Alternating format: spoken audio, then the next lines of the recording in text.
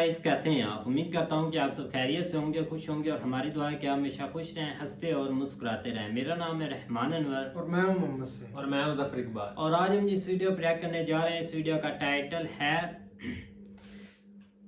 USNS चेयरलेस ड्रा iPhone production in India Tejas export to India. थोड़ा हाइड है वो तो, हाँ काफ़ी मतलब कि काफ़ी सर खान ने इस वीडियो में बताया है। तो देखते हैं वीडियो। अगर वीडियो पसंद आए तो लाइक सब्सक्राइब ज़रूर कीजिएगा और कमेंट में अपनी राय का इज़हार ज़रूर कीजिएगा। तो करते हैं वीडियो स्टार्ट। जय हिंद। देखिए, भारतीय डिफेंस इंडस्ट्रीज काफी तेजी से एक्सपोर्ट होने जा रही है और इधर चाइना और ताइवान के युद्ध के बीच में एक अमेरिकी जहाज चार्ल्स ड्रू जो है वो भारत में आ गया। इस सब के बीच में हम समझते हैं कि आखिर ये क्या हो रहा है।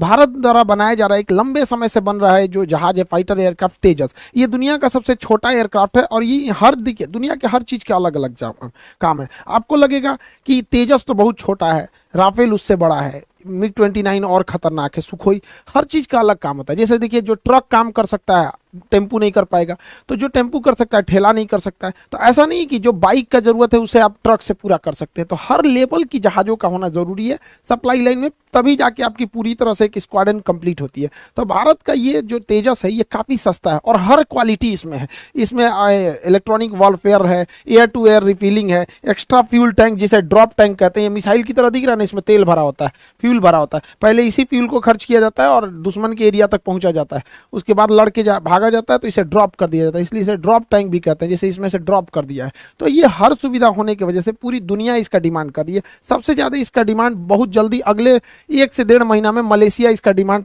सबसे पहले हम लोग इसे मलेशिया को सप्लाई करेंगे। और मलेशिया के अलावा इसमें 15 से 18 देश और रुचि दिखाए हैं और इसमें सबसे बड़ा नाम आ रहा है अमेरिका के, क्योंकि इसने छोटे सेगमेंट में अमेरिका के पास कोई जहाज नहीं है। F-16 बहुत ज्यादा लड़ाई लड़ चुका है, F-22 है, F-35 है, तो बीच में अमेरिका के पास बहुत कम चांसेज है। यूरोप में तो बहुत चांसेज है कि तेजस को अमेरिका भी ले लेगा। एक बार ले लिया तो अमेरिका तेजस का ऐसे ही डिमांड बढ़ जाएगा। तो बहुत सारे देश इसमें नेगोशिएशन कर रहे हैं, देखिए किसकी आगे बात बढ़ती है। साथ ही अगर ये ताइवान की इशू को देखेंगे तो ताइवान डिमांड कर रहा है भारत से ब्रह्मोस मिसाइल देने के लिए, और इधर फिलीपीन एडवांस पैसा दे रखा है, तो फिलीपीन सप्लाई को बढ़ाने के लिए कर रहा है। साथ में आसियान के जो देश हैं ये ब्रह्मोस मिसाइल का डिमांड बहुत ज्यादा कर रहे हैं, क्योंकि यही ब्रह्मोस एक ऐसा वैक्सीन है जो चाइना का बुखार उतार सकता है। ये 90 डिग्री पे घूम जाता है एकदम तेजी से यहाँ पर। तो बहुत तगड़ा मिसाइल है ब्रह्मोस। गलती से तो मार दिए थे हम लोग पाकिस्तान में, आपको याद ही होगा। देखिए, ये जो इशू चल रहा है यहाँ पे ताइवान में, तो अमेरिका इतना दूर है तो अमेरिका को चारों ओर से घेरना है। अमेरिका का जंगी जहाज हमेशा हिंद महासागर में रहते हैं, तो जहाज़ों को अक्सर मेंटेनेंस की जरूरत होती है। जितनी बड़ी जहाज मशीनरी रहेगी उतना मेंटेनेंस। एक छोटे से साइकिल में कम मेंटेनेंस, मोटरसाइकिल में उससे ज़्यादा, कार में उससे ज़्यादा, ट्रक में और ज़्यादा। तो ये भारी भरकम जहाज़ों को मेंटेनेंस बहुत ज़्यादा जरूरत होती है। तो हम लोग बहुत पहले लेमुआ समझौता कर लिए थे अमेरिका से। तो इधर ही हम लोग के बीच में ये भी बात चल रही थी कि हिंद महासागर में जहाज़ों को मेंटेनेंस करने के लिए वापस अमेरिका ना जाना पड़े, यहीं पे कोई व्यवस्था कर जाए। तो ये बुढ़ऊ जो बोले हैं मोदी जी से कि भाई व्यवस्था कीजिए यहाँ पर, तो चेन्नई में लार्सन एंड टुब्लू LNT ने एक बहुत बड़ा डॉकयार्ड बना दिया जो मेंटेनेंस सेंटर के लिए। अमेरिका इसकी बहुत गहनता से जांच किया, क्योंकि अमेरिका की जहाज़ों की साइज बहुत बड़े होते हैं। तो अमेरिका ने कहा कि ये डॉकयार्ड मेरे लिए फिट है। अगर हिंद महासागर में किसी भी जहाज को कोई प्रॉब्लम होगा तो वो चेन्नई में जाके अपना मरम्मत करा सकता है। और इसी बीच अमेरिका का जो जहाज है वो चला आया है इंडिया में। इसका नाम है आपका USNS। किसी भी देश के जहाज के लास्ट में नेवल शिप लगा रहेगा। अब उसका कौन सा देश है बस आगे, जैसे इंडिया का है तो INS लगा रहेगा, पाकिस्तान का रहेगा तो PNS लगा रहेगा, चाइना का रहेगा तो CNS लगा रहेगा, US का रहेगा तो USNS लगा रहेगा यहाँ पर। तो सबका अपना, फ्रांस का रहेगा तो अलग लगा रहेगा। इसका रॉयल नेवल शिप, ये ब्रिटेन वाला लिखता है, जो हम लोग पे राज किया था सब ब्रिटेन वाले, वो सब रॉयल नेवल शिप लिखता है सब। तो भारत, ये अमेरिका का जहाज US naval ship Charles Drew ये लंगर डाल दिया और ये लगभग 10 दिन रहने वाला है। अभी 8 तारीख से लेके मतलब काफी 10-12 दिन तक इसका मेंटेनेंस होगा। ये अमेरिका का वो जहाज है जो दूसरे जहाजों को सप्लाई देता है, दूसरे जहाजों को फ्यूल भरता है, दूसरे जहाजों में खाना पहुंचाता है, दूसरे जहाजों में मेंटेनेंस का काम देखता है, दूसरे जहाजों में मेडिकल इक्विपमेंट पहुंचाता है। तो सोचो, जो दूसरे का पेट भर रहा तो ओकरे भूख लग गया, यही बिगड़ गया। तो ये आया है अभी चेन्नई में। ये इतना भारी भरकम जहाज है कि ये एक साथ 2-2 जहाजों को मेंटेनेंस, देखिए यहाँ से वायर लगा देता है और इसमें फ्यूल भर देता है, उसी तरह इधर से ऐसे वायर लगा के इसमें फ्यूल भर देगा। तो एक साथ 2-2 जहाजों में फ्यूल भरता है। तो जब यहाँ फ्यूल भरा जाता है तो पैरेलली इस जहाज से इस जहाज में एक रस्सी बांध दिया जाता है और सामानों को दोनों साइड से दोनों जहाजों में भर दिया जाता है। तो आप कहेंगे कि इसमें सामान कहाँ से आता है, तो हेलीकॉप्टर इस पे पहले से ले आके रख देते हैं और ये सब में जाके भर देता है। तो फ्यूल पाइप होता है, साथ में फ्यूल भर देता है। और इसी तरह देखिए ये मोटा वाला जो पाइप आ रहा है, ये मोटा वाला पाइप जो इस तरह से आ रहा है, ये फ्यूल के लिए है। और एक लंबा से ये तार गया जिसमें से इसे लटकाया गया है ये सामान। अब इसके अंदर सप्लाई है, गोला बारूद हथियार। बीच मैदान में अगर गोला बारूद खत्म हो जाएगा तो बंदरगाह तक थोड़े आएंगे। तो जहाजिया अमेरिका का बिगड़ गया है और ये आया हमारे यहाँ बनवाने के लिए।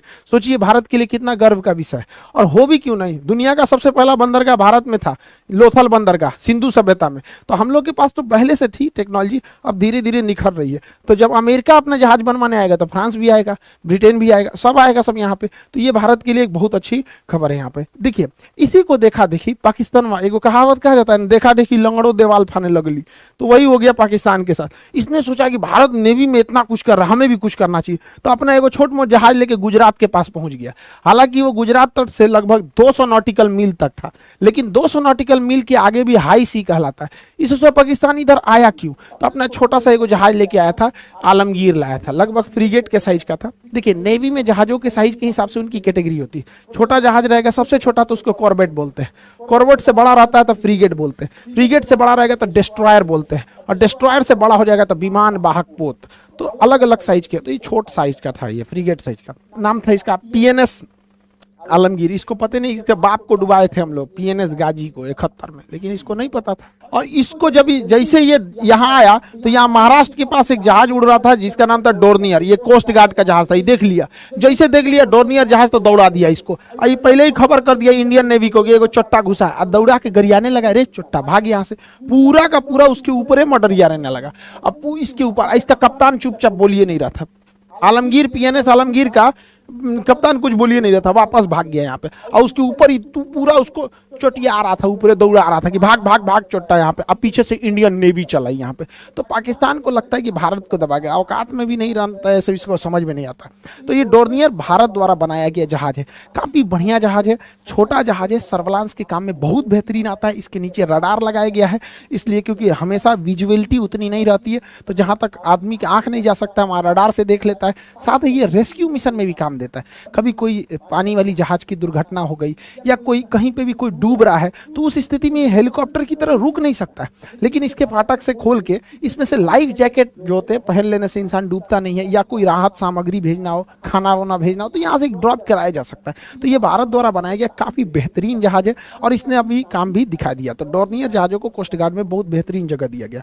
पाकिस्तान जो है भारत पे दबाव बनाने के लिए चाइना से एक छोटा साइज का फ्रीगेट खरीदा। फ्रीगेट तो मीडियम साइज का होता है, कॉर्वेट, फ्रीगेट और डिस्ट्रॉयर। तो फ्रीगेट खरीदा, इसका नाम है PNS Taimur, Pakistani naval ship Taimur. अब पीएनएस तैमूर बनाया है चाइना ने और चाइना बेच रहा है पाकिस्तान को। इसके लिए भी पाकिस्तान ने कर्जा लेके बनाया, हद है चोट्टा को। अब चाइना ने इस पीएनएस तैमूर को बनाया तो यहाँ से भेजा, इसे भेजना था कराची में पीएनएस तैमूर को भारत पे दबाव बनाने के लिए। तो उतना ज़्यादा फ्यूल तो होता नहीं कि एक के बार में चला जाएगा। तो यहाँ से फ्यूल पकड़ के सबसे पहले पहुँचा ये मलेशिया। मलेशिया में इसने फ्यूल भरा। इसके बाद चाइना ने कहा कि एक काम करो, यहाँ से तुम चले जाओ चटगांव, बांग्लादेश के चटगांव, वहाँ फ्यूल भरना, 2 दिन तक रुकना, उसके बाद आगे बढ़ना। तब तक बांग्लादेश की प्रधानमंत्री शेख हसीना अगले ही महीने वो भारत में आने वाली हैं। उनको पता चल गया कि अगर यहाँ पर बंदरगाह पे रुकने देंगे पाकिस्तानी जहाज को तो भारत घुसिया जाएगा।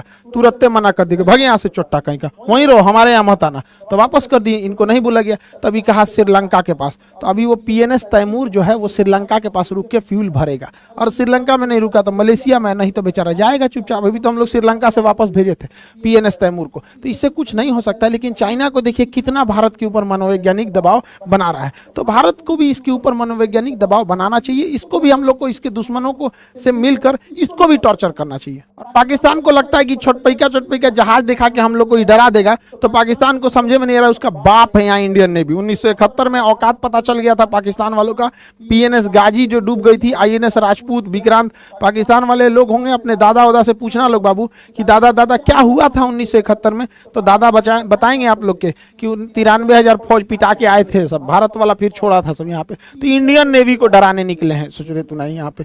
लेकिन चाइना जो है वो हद नहीं पार मान नहीं रहा है चाइना। तो अभी चाइना और ताइवान की लड़ाई में ताइवान की बिजनेस ठप हो रहा है। जितने बड़े बड़े टाइकून बिजनेस है वो ठप होते जा रहे हैं। चाइना से अब ताइवान से कंपनियां जो हैं वो भागने की कोशिश कर रही हैं। ये भारत के लिए काफ़ी सुनहरा मौका है। और चाइना से भी कंपनी अब शट डाउन करके भागने की कोशिश कर रही है, क्योंकि युद्ध में फंस जाएगा तो काफ़ी ज़्यादा विवाद हो जाएगा। इसलिए ये भी सोच रहे हैं भारत निकलने के लिए। इनके लिए सबसे बेहतरीन रास्ता दिख रहा है भारत।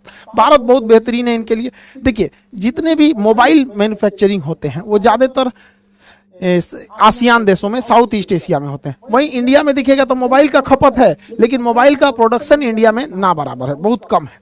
अभी क्या है कि ये जितने देश हैं यहाँ ज़्यादातर मोबाइल बनाने में ताइवान का हाथ है। ताइवान की दो कंपनी विस्ट्रॉन और फॉक्सकॉन, ये दो कंपनी किसी भी कंपनी के मोबाइल को असेंबल करती हैं। कंपनी बता देना है, इसको बस बता देना है कि ये चीज़ चाहिए, मोबाइल बना के दे देगा, ऊपर बस लोगो चिपका लीजिए।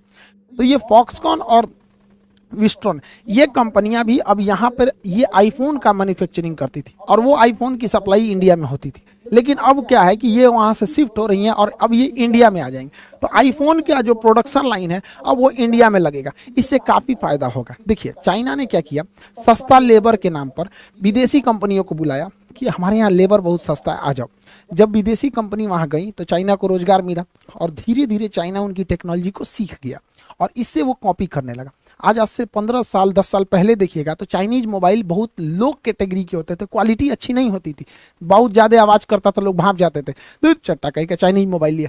लेकिन आज उन्हीं विदेशी कंपनियों को लुभावने ऑफर दिया कि हमारे यहाँ लेबर सस्ता है, ज़मीन सस्ते हैं, आ जाओ, और उन्हीं की टेक्नोलॉजी सीख गया। अब वो कंपनी भागना चाह रहे हैं तो भारत में आएगा। भारत में भी बहुत अच्छा फायदा होगा, रोजगार मिलेगा यहाँ के लोगों को भी, और भारत भी धीरे धीरे टेक्नोलॉजी सीख जाएगा। जुगाड़ में तो हम लोग सबसे आगे। और एक और फायदा होगा कि आईफोन कंपनी पे भारत सरकार टैक्स बहुत लगाती है, क्योंकि जो भी मोबाइल बना बनाया आता है उस पर टैक्स ज़्यादा लगता है। अगर ये भारत में बनेगी तो जो 1 लाख का आईफोन है वो ऑटोमेटिकली 60,000 का मिलने लगेगा, क्योंकि भारत उस पर ज़्यादा टैक्स नहीं लगाएगा। जैसे दुबई है, दुबई टैक्स नहीं लगाता है, इसलिए दुबई में जाके देखिएगा जो आईफोन यहाँ 1 लाख का वहाँ मिलेगा आपको 55-50 हज़ार में, तो वो सस्ता नहीं मिल रहा है। कोई भी चीज़ महंगी होती है टैक्स की वजह से। तो भारत सीधा कहता है कि भाई विदेशी कंपनियों के ऊपर अगर डायरेक्ट लाइएगा तो हम टैक्स ज़्यादा लगाएंगे, यहाँ बनाइएगा तो टैक्स कम लगाएंगे। तो विदेश अभी भारत में भी अब चाइना की तरह भारत में भी अब आईफोन का प्रोडक्शन तेज़ी से चालू होगा। साथ ही भारत सरकार ने एक और नियम लगाने जा रही है कि जितनी विदेशी चाइनीज़ कंपनियां हैं, खास करके चाइनीज़ कंपनी, भारत के 70% से ज़्यादा मार्केट कैप्चर कर लिए मोबाइल की दुनिया में। तो भारत का ऐसा कोई घर नहीं है जहां चाइनीज़ मोबाइल नहीं पहुंच गया है। चाहे वो आपका वीवो होगा, ओप्पो होगा, रियलमी होगा, एमआई होगा, हुआवो होगा, कोई भी कंपनी देखेंगे, ओप्पो, एमआई में जितना टाइप का मोबाइल है ये ही सब आपके घर में भर गया है। रीजन क्या है कि ये कंपनी जो थी सब धीरे धीरे पूरे मार्केट को कैप्चर कर ली है सब, और सस्ते दाम में बहुत ज़्यादा फैसिलिटीज़ देने लगी हैं, क्योंकि इन्हें पता है कि इनका मार्केट बहुत ज़्यादा है। छोटा सा भी मार्जिन रखेंगे, 10,000 8,000 के मोबाइल में बहुत सारी फैसिलिटी दे देते हैं, जिस वजह से भारतीय कंपनियां डूबने लगी। माइक्रोसॉफ्ट जो माइक्रोमैक्स था, एक समय था जब इसका 60% मार्केट कैप्चर था, ये आज पूरी तरह से गायब हो रही है। कार्बन, लावा, स्पाइस, ये सब मोबाइलें अब धीरे धीरे गायब हो रही है। इसलिए भारत सरकार नियम ला रही है कि 12,000 से सस्ते मोबाइल हम विदेश से डायरेक्ट नहीं मंगाएंगे, भारत से ही मंगाना पड़ेगा, भारत में बनाना पड़ेगा। तो जब भारत में बनाएंगे तो ठीक है, नहीं तो विदेश से डायरेक्ट नहीं भेज सकते। तो इससे ऊपर वाला बेचेंगे तो इन लोगों को एक बार उभरने का मौका मिलेगा। तो इसी तरह चाइनीज पे जैसे जैसे समय आए उसके ऊपर दबाव बनाते रहना जरूरी है। हमारा एक और पड़ोसी देश ये अफगानिस्तान, ये तो और आसान। तो जब से पिछले साल अगस्त में जब इस पे 1 साल हो जाएगा तालिबान का कब्जा हुआ, जब तालिबान का कब्जा हुआ था तो बहुत ही स्थिति अजीब हो गई थी, दयनीय थी। हर तरफ अफरा तफरी थी, सारे देश के लोगों को लग रहा था कि अपने नागरिकों को यहाँ से हटाया जाए। भारत भी अपना दूतावास बंद किया, अपने नागरिकों को वापस लाया, एयर इंडिया की जहाज से गए। हालांकि आप देखे होंगे अफगानिस्तान के कई लोग तो जहाज से भी नीचे गिर गए थे। तो ये स्थिति थी। भारत के लिए सबसे बड़ा सरदर्द था कि तालिबान के शासन में भारत में ने जो अफगानिस्तान में पैसे निवेश किए हैं उन पैसों का क्या होगा, क्योंकि भारत ने बहुत ज़्यादा पैसे खर्च किया अफगानिस्तान में। सहतूत डैम बनाया, सलमा डैम बनाया, वहाँ सड़कें बनाई, बिजली प्लांट बनाया, वहाँ का संसद भवन बनाया, वहाँ Indira Gandhi child specialist hospital बनाया जो काबुल का सबसे बड़ा हॉस्पिटल है। बहुत सारी योजनाओं को दिया भारत ने।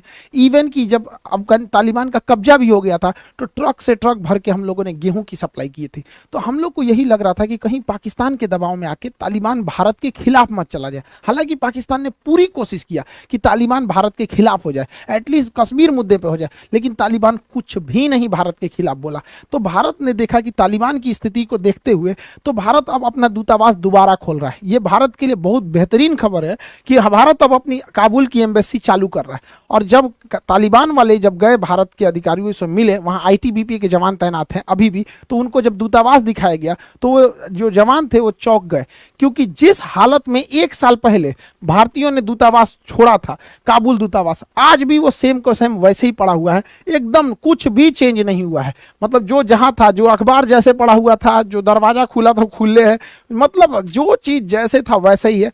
इवन ये लोग ने इतना बेहतरीन ढंग से प्रोटेक्शन किया, इस वजह से पाकिस्तान वालों को तो पूरा भड़क गए। तालिबान वालों से कह रहे हैं तुमको बुलाए, फायदा क्या हो गया जब तुम भारत के खिलाफ कुछ कर ही नहीं रहे हो। तो भारत भी अब अपना दूतावास चालू कर रहा है। इसका मतलब यह है कि हम अपने पड़ोसियों के साथ धीरे धीरे मधुर संबंध बना रहे हैं। हालांकि भारत तालिबान से डायरेक्ट बात नहीं कर सकता, क्योंकि भारत का स्पष्ट कहना है कि हमारे लिए कोई आतंकवादी अच्छा या खराब नहीं होता, आतंकवादी मतलब आतंकवादी। तो हमारी जो नीति है, विदेश नीति, पूरी क्रिस्टल क्लियर है कि हम किसी आतंकवादी से बात नहीं करते। लेकिन राष्ट्रीय मुद्दों को ध्यान में रखते हुए हम लोग बस यही कोशिश करेंगे कि तालिबान कैसे भी भारत की एंटी ना हो सके, क्योंकि ये पाकिस्तान के लिए एक प्लस पॉइंट हो जाएगा, क्योंकि आतंकवादी मिलकर आतंकवादी का स्क्वायर हो जाएगा सब। आई होप आप इंडिया के इर्द गिर्द जो हो रहा है जियो पॉलिटिक्स इसको समझे होंगे। मिलेंगे नेक्स्ट क्लास में। जय हिंद। तो जैसे कि आप वीडियो देख रहे थे, तो खान सर जैसे कि आप देख रहे थे, बता रहे थे भाई, काफ़ी कुछ उन्होंने भाई आज तो बता दिया, बीच में गत्तर की वार का भी बता दिया, तैमूर का भी बता दिया, बाकी जो भी है आईएनएस तैमूर। और उस सबसे पहले बात की जाए तो जो कि भाई यूएसएनएस जो कि वहाँ पर आया भाई इंडिया में, जो कि जिसको भाई हेल्प चाहिए कि इंडिया की, भाई बिल्कुल बहुत अच्छी बात है। एक तो भाई गर्व की बात है, अगर देखा जाए कि अमेरिका का भाई आया हुआ है तो यहाँ पर वो उसको भाई फ्यूल भरवाने की ज़रूरत है, या मतलब कोई भी टेक्निकल उसको भाई कोई प्रॉब्लम है तो वो यहाँ पर उसकी ठीक की जाए, तो काफ़ी अच्छी बात है भाई इंडिया, क्योंकि इंडिया का इस वक्त काफ़ी इसमें रोल अदा कर रहा है इन चीज़ों में, क्योंकि उनकी टेक्नोलॉजी काफ़ी फास्ट हो गया भाई। एक यूएसए का वो इधर आया और उसने जो भी अपनी मतलब कि एक जांच पड़ताल या तेल या जो भी बनाना वो सिस्टम होता है, क्योंकि हम इतना अंडरस्टैंड नहीं कर सकते ये फील्ड को, नेवी की या एयरफोर्स को, क्योंकि इसमें कुछ ऐसे मिसाइल होते हैं, ऐसे पुर्जे होते हैं, पता ही नहीं चलता। ये तो पूरा भी एक पढ़ना पड़ता है, फिर जाके समय लगता है। लेकिन सर ने अच्छा एक मतलब कि बताया भी है, एक एक्सप्लेन भी किया है। कोई समय लग जाती है, कोई चीज़ की नहीं लगती, क्योंकि ना तो हमने बम फूटे देखे हैं अभी कभी, ना तो ऐसा। लेकिन एक नहीं समय लगती कि क्या जो कर्जे के होते हैं बम या मिसाइल वगैरह, ये चलेंगे नहीं के कर्जे के, मतलब कि पाकिस्तान जो कर्जे का लेकर बनाता है, क्या ये फटेंगे नहीं? हो सकता है है यार, जब हम इधर बम को मारेंगे या कोई लॉन्च करेंगे मिसाइल वगैरह, वो जब गिरेगा बोलेगा मुझे भाई पैसे मेरे पिछले दे, हाँ मैंने जाकर फटना है। यार बम होता है यार मतलब कि सीरियसली है, ऐसा नहीं ये कर्जे का इसमें फटना नहीं है। आप नहीं, वो जस्ट आपको लेकिन देखा जाए ना तो अच्छी है, मतलब कि तेजस की भी डील हुई है फिलीपीन के साथ भी। इंडिया काफी एक मतलब कि एक डेवलपमेंट बन रहा है इस एशिया में। अब चाइना को भी एक थोड़ा बहुत आपके समय ले बीट भी कर रहा है, और ठीक है, अच्छा काम कर रहा है जो भी है। लेकिन वो जो श्रीलंका वाला था उधर शिप, वो तो भाई अभी तक भी नहीं वापस हुआ, शायद इंडियन भाइयों को पता भी ना हो, क्योंकि जो भी बात करते हैं सही वो गुस्सा उनको लग जाती है। नहीं, गुस्से वाली नहीं, जो बात है वो करो, उसमें कोई गुस्से वाली बात नहीं। अब जो ठीक है अच्छी मतलब कि ये नहीं ना कि भाई अब उनको बुरा लगता है तो हमने झूठ बोलते रहना है। यहाँ पर उनको पता है इस चीज का, अगर वो वहाँ नहीं, मैंने तो ये उसको सच वो पाकिस्तानी है कि उनको बात बता दे, झूठ बोल दे तो उन्होंने भाई बिलीव नहीं करना, उन्होंने जाकर सर्च करनी है। ये पूछ रहा था कि कर्जे वाले बम फूटते नहीं क्या? नहीं, वो ठीक है, वो फूटेंगे भाई, चलेंगे, वो जो पहले चलते आ रहे हैं वो आपके सामने है, जो नहीं चल रहे वो भी सबको पता है। ठीक है, चाइना का माल है या चाइनीज कैसे रेडी कर रहे हैं, इस चीज़ की नहीं भी बात कर रहे हैं, लेकिन यह है कि उससे हटकर उन्होंने काफ़ी बातें की है। तेजस की उन्होंने बात की है, आईफोन की उन्होंने बात मुझे की तो है। तेजस की ये हर बात चीज़ भाई- सबसे ज़्यादा पसंद आई है कि अगर वो अमेरिका को करते हैं ना एक्सपोर्ट, इंडिया करता है, तो उससे उसका जो है ना वो बहुत ज़्यादा वैल्यू बढ़ जाएगी, बढ़ जाएगी। क्योंकि वो एक बहुत बड़ी मंडी है और एक टैग भी लग जाएगा कि अमेरिका ने लिए, तो उसके पीछे भी जो है ना ये एक छोटी सी चीज़ नहीं है कि अमेरिका में भी इंडिया ने जो है ना वो एक्सपोर्ट कर दिए। लेकिन तेजस वाला मामला तो हो गया, उसके बाद आ जाए ब्रह्मोस। ब्रह्मोस का तजर्बा भी हो चुका है, तजर्बा पाकिस्तान भर गया है। किया है ये बिल्कुल। भी ऊपर से अभी बहुत बोलते हैं आने कि मिलने हमें हमारा न्यूक्लियर पावर नहीं सेफ। जब भी इसका नाम आना है उस वक्त तक जो है ना इसका जो है ना वो चलते रहना कि हमने तजर्बा किया है, पाकिस्तान की प्रहलादा इसकी डीलें इस वजह से हुई हैं। लेकिन ये तो एक जो है ना हम बातें अपने पास से बनाते हैं, वो भी एक जो है ना वो मिस्टेकली कुछ हो गया था। तो उसके अलावा मेड इन इंडिया वाला जो आईफोन वाला सिस्टम है ना, ये यार बहुत मेड अच्छी इन चीज़ है। इंडिया अब आईफोन अच्छी नहीं ना, बात है, बहुत मतलब कि चीजें हैं मोबाइल भाई। भी उधर बन रहा है, लेकिन हाँ। एक आप देख लेना कि हाल ही के साल में या पिछले साल में जो चाइनीज लोन है ना ऐप, उन्होंने जो एक मतलब कि एक इंडिया में एक तबाही मचाई है ना, वो शायद किसी को पता ही ना हो, क्योंकि वो इंडियन ही लोग हैं जो उन्होंने ऐप बनाए हैं, वो हैंडल करते हैं बेचारों से, एक लोन लेते हैं फिर उनको धमकाते हैं उनकी फैमिलियों को, वो इंडियन लोग हैं। इस पर काफी लोगों ने खुदकुशी भी की है। अच्छा, हाँ, वो कौन सी है? पता नहीं, जो चाइनीज लोन ऐप है फेक, वो चाइना के लिए इंडिया में काम ये कर भाई रहा है। जरूर बताइएगा, हमें तो खुद नहीं पता। सुहेल ने आज कहीं से हम ये आपसे खबर सुन रहे हैं भाई। नहीं, मैंने तो न्यूज ही पढ़ी थी कहाँ यार, से मुझे तो भाई? काफी दिन से नहीं यार, ये एक नहीं, मतलब चलो, यार होगा कोई मतलब कि इससे कौन सी भाई न्यूज बता यार रही थी आप हम, ताकि- हिंदुस्तान टाइम्स से पढ़ लेना, इंडिया टीवी चाइना देख लोन। लेना, जो भी है, जो इंडिया मतलब के जो चाइनाज लोन ऐप है ना, उनके तहत काम कर रहे हैं इंडियन लोग, और इंडिया ने काफी ये उनको पकड़ा भी है। अच्छा अच्छा, और कोई लोगों से चाइना वो इंडिया कर्जा वर्कर है लेते हैं और इस चीज। फ्रॉड करते हैं, और वो खुदकुशी